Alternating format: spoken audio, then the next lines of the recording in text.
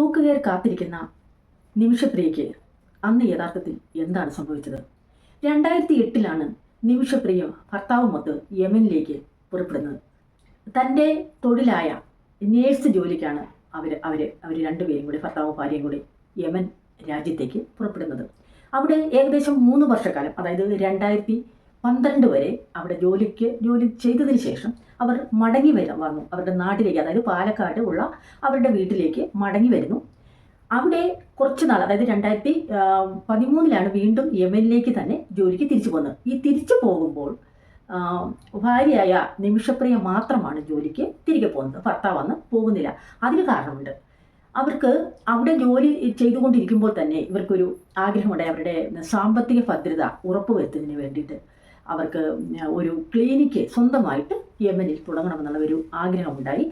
അതനുസരിച്ചാണ് ഭർത്താവ് വീട്ടിൽ പണമൊക്കെ അറേഞ്ച് ചെയ്യാനുണ്ട്. അവരുടെ അവരുടെ സ്ഥലമൊക്കെ വിറ്റ്, ഉണ്ടായിരുന്ന സ്വത്തൊക്കെ വിറ്റ് അത് പണമാക്കി, പണം അവിടെ നിന്നും ഇവിടെ നിന്നുമൊക്കെ കിട്ടാവുന്നിടത്ത് നിന്നൊക്കെ വാങ്ങിച്ച് അറേഞ്ച് ചെയ്താണ് അവിടെ ക്ലിനിക്ക് തുടങ്ങാനുള്ള ഒരു പദ്ധതിയുമായിട്ട് ഇവർ അങ്ങനെയൊരു പദ്ധതിയായിട്ട് അവർ മുമ്പോട്ട് പോകുന്നു. അപ്പോൾ ഒരു പ്രശ്നമുണ്ട്. ഈ യമൻ രാജ്യത്ത് പൗരത്വം സ്വീകരിച്ചവർക്ക് മാത്രമാണ് അവിടെ ഒരു സ്ഥാപനം തുടങ്ങാനാവുക, അല്ലെങ്കിൽ അവിടെ ഒരു പ്രസ്ഥാനം ആരംഭിക്കാൻ സാധിക്കുക. അതനുസരിച്ച് ഈ നിമിഷപ്രിയ വർക്ക് ചെയ്തുകൊണ്ടിരുന്ന ക്ലിനിക്കിൽ പതിവായി ട്രീറ്റ്മെൻറ്റിന് വരാറുള്ള അബ്ദുൾ ദലാം എന്നുള്ള ഒരു പേഷ്യൻ്റ് അവിടെ വരികയും അദ്ദേഹത്തെ നിമിഷപ്രിയ പരിചയപ്പെടുകയും അതേ തുടർന്ന് അദ്ദേഹത്തോട് ഇക്കാര്യങ്ങളൊക്കെയും ഡിസ്കസ് ചെയ്യുകയും ചെയ്തു. അപ്പോൾ അദ്ദേഹത്തിനും അത് സമ്മതമായിരുന്നു. അപ്പോൾ അദ്ദേഹത്തിൻ്റെ നേതൃത്വത്തിൽ, അദ്ദേഹത്തിൻ്റെ ഉത്തരവാദിത്വത്തിൽ തന്നെ അവിടുത്തെ പൗരത്വമുള്ള ആളായതുകൊണ്ട് നിമിഷപ്രിയയെ സഹായിക്കാൻ സഹകരിച്ച് ക്ലിനിക്ക് തുടങ്ങാം എന്നുള്ള ഒരു ധാരണയിൽ എത്തുന്നു. അതിനുശേഷം ഇവർ രണ്ടുപേരും സമ്മതിച്ചതിനനുസരിച്ച് അതിൻ്റെ അടിസ്ഥാനത്തിൽ അവർ ക്ലിനിക്ക് തുടങ്ങുകയും അവിടെ രണ്ടുപേരും നിമിഷപ്രിയ അവിടെ വർക്ക് ചെയ്യുകയും ഇവരുടെ സുഹൃത്ത് ബന്ധം അത് മുമ്പോട്ട് പോവുകയും ചെയ്തു. പരസ്പരം ഒരു വിശ്വാസത്തോടു കൂടിയുള്ള രണ്ടുപേരും സുഹൃത്തുക്കളായിരുന്നു. അങ്ങനെയാണ് ഇവർ അവിടെ ക്ലിനിക്ക് രണ്ടുപേരുടെയും ഭാഗത്തു നിന്നുള്ള സഹകരണത്തോടു കൂടി തന്നെ ക്ലിനിക്ക് തുടങ്ങാൻ സാധിച്ചത്.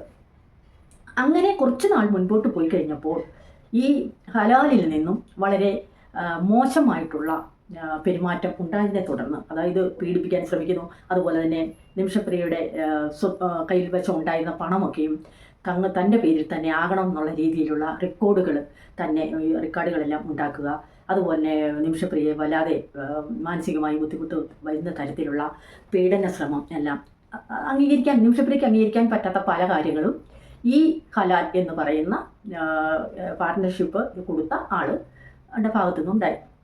അപ്പോൾ നിമിഷപ്രിയയ്ക്ക് അതൊരിക്കലും നേഴ്സായ ഒരു നിമിഷപ്രിയയെ സംബന്ധിച്ചിടത്തോളം അതൊരു വല്ലാത്ത ബുദ്ധിമുട്ടുണ്ടാകുന്ന കാര്യമായിരുന്നു. അങ്ങനെ അവർ ഇതിനെതിരെ പ്രതികരിക്കുകയാണ് ചെയ്തത്. ഈ ഹലാൽ എന്ന് പറയുന്ന ആൾക്ക് വളരെ ക്രൂരമായിട്ട് തന്നെ പിന്നീടുള്ള പെരുമാറ്റങ്ങൾ വളരെ ക്രൂരമായിരുന്നു.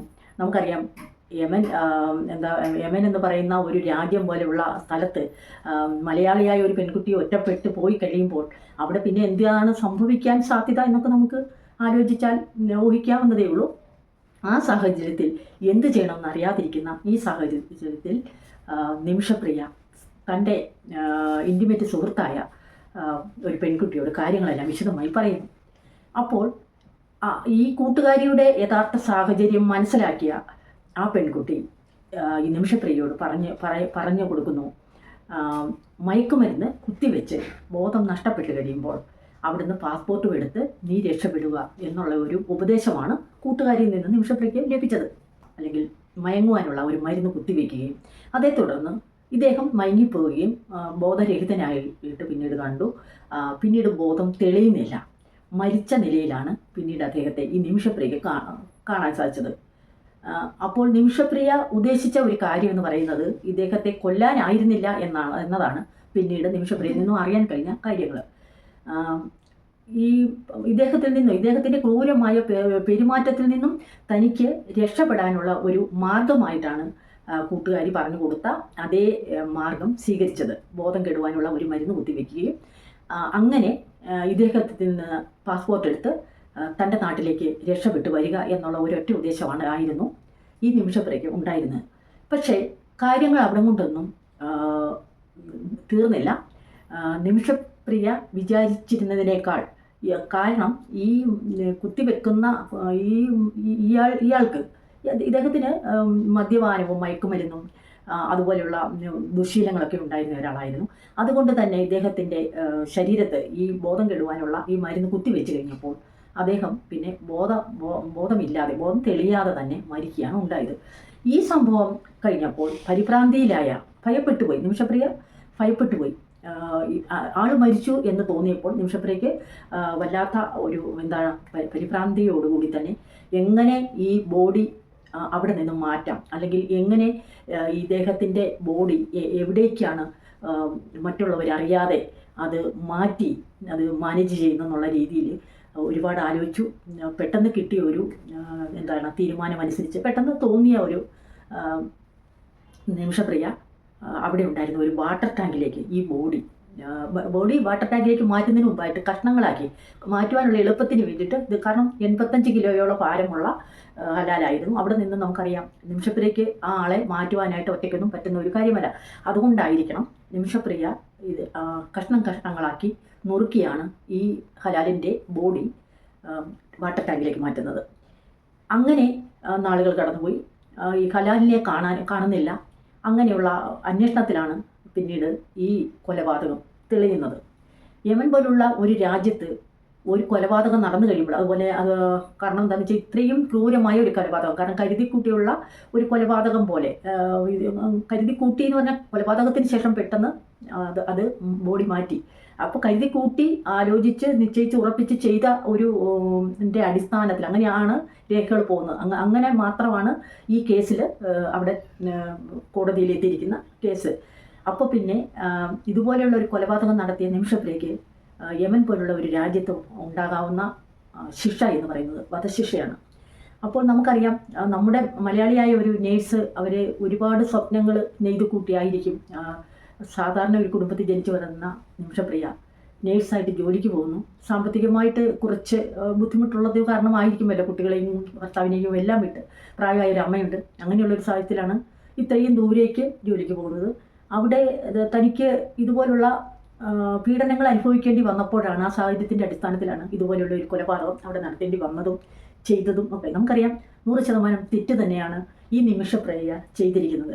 കാരണം ഒരാളെ കൊലപ്പെടുത്തുക, അയാളെ അവിടെ നിന്നും സ്ഥലത്ത് നിന്ന് ഒറ്റയ്ക്ക് മാറ്റുക, ഇതൊക്കെ നമുക്കറിയാം അംഗീകരിക്കാൻ പറ്റാത്ത, അല്ലെങ്കിൽ ഒരിക്കലും പാടില്ലാത്ത ഒരു പ്രവർത്തനമാണ് നമ്മുടെ നിമിഷപ്രിയയുടെ ഭാഗത്തു നിന്ന് ഉണ്ടായിരിക്കുന്നത്. എങ്കിൽ കൂടിയും മലയാളികളായ നമ്മൾക്ക് ഈ നിമിഷപ്രിയയുടെ കുടുംബത്തിൻ്റെ അന്തരീക്ഷം, അല്ലെങ്കിൽ നിമിഷപ്രിയ എന്നുള്ള പെൺകുട്ടിയുടെ ഒരു സാഹചര്യം കണക്കിലെടുക്കുമ്പോൾ തീർച്ചയായും അവരെ ജീവനോടുകൂടി തന്നെ, അല്ലെങ്കിൽ നിമിഷപ്രിയയെ അവരുടെ കുടുംബത്തിലേക്ക് നമ്മൾ ഓരോരുത്തരും ആഗ്രഹിക്കുന്നു. അതുതന്നെയാണ് നിമിഷപ്രിയയുടെ വരവും കാത്താണ് നമ്മുടെ കേരളക്കര തന്നെ ഒന്നാകെ പ്രാർത്ഥിക്കുന്നതും അതിനായിട്ട് പരിശ്രമിക്കുന്നു. കാരണം സന്നദ്ധ സംഘടനകൾ, കേന്ദ്ര ഗവൺമെൻറ്, കേരള ഗവൺമെൻറ്, അതുപോലെ തന്നെ നേതാക്കന്മാർ അടങ്ങിയ പല ആൾക്കാരും, ഉന്നതങ്ങളിൽ ഇരിക്കുന്ന പല ആൾക്കാരും മാസങ്ങളായി അല്ലെങ്കിൽ വർഷങ്ങളായി എന്ന് തന്നെ പറയാം നമ്മുടെ നിമിഷപ്രിയയ്ക്ക് വേണ്ടിയിട്ട് ആ പെൺകുട്ടിയെ ജീവിതത്തിലേക്ക് തിരിച്ചു കൊണ്ടുവരാനും ഈ മരണശിക്ഷ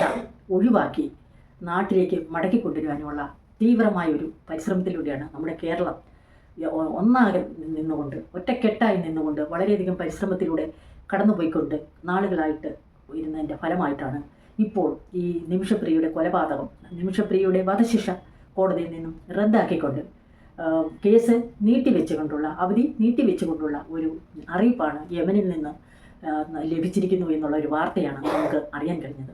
തീർച്ചയായും വളരെ പ്രതീക്ഷ ഉളവാക്കുന്ന ഒരു കാര്യം തന്നെയാണ് നമ്മളിപ്പോൾ കേട്ടുകൊണ്ടിരിക്കുന്നത്. അത് നിമിഷപ്രിയയുടെ കുടുംബത്തിനും, അല്ലെങ്കിൽ ആ കുട്ടികൾക്ക്, അല്ലെങ്കിൽ ആ പ്രായമായ അമ്മയ്ക്ക്, മാതാപിതാക്കൾക്ക്, സഹോദരങ്ങൾക്ക്, നാട്ടിലുള്ള ആൾക്കാർക്ക്, കൂട്ടുകാർക്ക്, സഹപ്രവർത്തകർ, ഒരുപാട് പേര് നമുക്കറിയാം. ഒരുപാട് സഹപ്രവർത്തകർ ഒരു സ്ഥാപനത്തിൽ ജോലി ചെയ്യുമ്പോൾ നമുക്കറിയാം എത്രയോ പേര് അല്ലേ, പഠിക്കുന്ന കാലഘട്ടങ്ങൾ നേഴ്സിംഗ് പഠിച്ചത് കുറവലങ്ങാട് ആണ്, കോട്ടയം കുറവലങ്ങാടാണ് നേഴ്സിംഗ് പഠിച്ചത് നിമിഷപ്രിയ പല പ്രാവശ്യം പറഞ്ഞിട്ടുണ്ട്. അപ്പോഴൊക്കെ ഇത്രയും വർഷക്കാലം വിദ്യാഭ്യാസം നേഴ്സ് ആയിട്ട് ഉള്ള പഠനം പൂർത്തിയാക്കിയതിന് ശേഷം മറ്റു രാജ്യങ്ങളിലേക്ക് പോയി തൻ്റെ കുടുംബത്തിന് വേണ്ടിയും തൻ്റെ കുട്ടികൾക്ക് വേണ്ടിയും സാമ്പത്തികമായിട്ട് ഉയർച്ചയ്ക്ക് വേണ്ടിയിട്ട്, അല്ലെങ്കിൽ സാധാരണ കുടുംബത്തിൽ ജനിച്ചു വളർന്ന നിമിഷപ്രിയയെ സംബന്ധിച്ചിടത്തോളം നേഴ്സായിട്ട് പുറത്ത് ജോലിക്ക് പോകുന്നത് വളരെ പ്രതീക്ഷയോടു കൂടിയായിരിക്കും. വളരെയധികം സ്വപ്നങ്ങൾ കണ്ടുകൊണ്ടാണ് ആ പെൺകുട്ടി അങ്ങ് അവിടേക്ക് പോകുന്നത്. അപ്പോൾ നമ്മൾ ഓരോരുത്തരും മലയാളികളായ നമ്മൾ ഓരോരുത്തരും, മലയാളികളല്ല, എവിടെയോ ഏത് ഭാഷയിലുള്ള ആൾക്കാരാണെങ്കിൽ പോലും ഇതുപോലെയുള്ള ഒരു സംഭവം കേട്ട് കഴിയുമ്പോൾ നമുക്ക് മാനസികമായിട്ട് വളരെ ബുദ്ധിമുട്ടുളവാക്കുന്ന ഒരു കാര്യമാണ്. അതുകൊണ്ട് തന്നെയാണ് നമ്മൾ നിമിഷപ്രിയയെ തിരിച്ചു കൊണ്ടുവരാനും അവരുടെ ആ ദുഃഖത്തിൽ നമ്മൾ ഓരോരുത്തരും പങ്കുചേർന്നുകൊണ്ട് പ്രാർത്ഥിച്ചുകൊണ്ട് നമ്മൾ നിമിഷപ്രിയയുടെ മോചനത്തിനായി കാത്തിരിക്കുന്ന ഒരു കാഴ്ചയാണ് നമ്മൾ ഇന്ന് കണ്ടുകൊണ്ടിരിക്കുന്നത്. അത് നമുക്കിനിയും സംയമനത്തോടുകൂടി ഈ ഒരു നമുക്ക് അനുകൂലമായിട്ട് കാര്യങ്ങൾ വരുവാനും നിമിഷപ്രിയയെ നാട്ടിലേക്ക് കൊണ്ടുവന്ന് ആ കുടുംബാംഗങ്ങളുടെ സന്തോഷം, അല്ലെങ്കിൽ നമ്മുടെ എല്ലാവർക്കും അത് സന്തോഷമായി തീരട്ടെ എന്ന് നമുക്ക് പ്രാർത്ഥിക്കാൻ മാത്രമേ ഈ കാര്യത്തിൽ സാധിക്കുകയുള്ളൂ. Thank you.